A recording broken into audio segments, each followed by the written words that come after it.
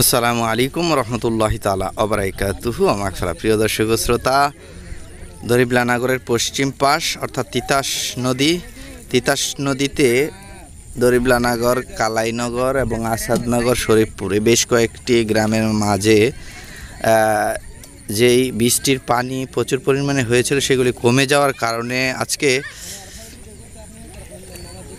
3 June 2024 নদীতে প্রচুর পরিমাণের মাছ পানির উপরে ভেসে উঠেছে, যে কারণে গ্রামবাসী ছোট বড় সকলেই নদীর থেকে যেন হাতের ছোঁয়ায় অর্থাৎ কোনো জাল অথবা অন্য কিছু ছাড়া এই মাছ ধরা সহজ হয়ে গেছে। কারণ নদীর কাছাকাছি অর্থাৎ পাড়ের কাছাকাছি এসে যেন মাছ পানির উপরে ভেসে গেছে, তাই সকলেই মনের আনন্দে মাছ ধরার জন্য নদীতে নেমে গেছে সকাল সকাল।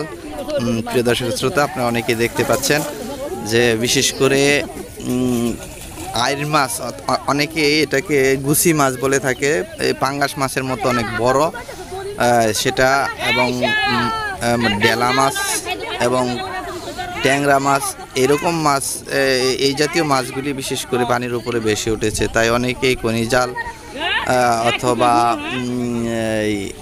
চল, বিভিন্ন ধরনের মাছ ধরার যন্ত্রপাতি নিয়ে প্রত্যেকে মশারি এরকম যার যার ঘরে যা আছে তা নিয়েই বেরিয়ে পড়েছে মাছ ধরার জন্য।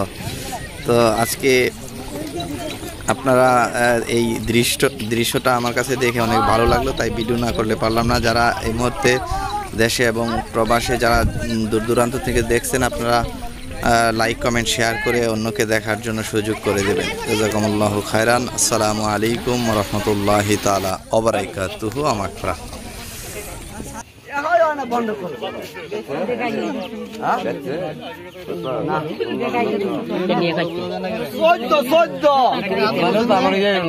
আমি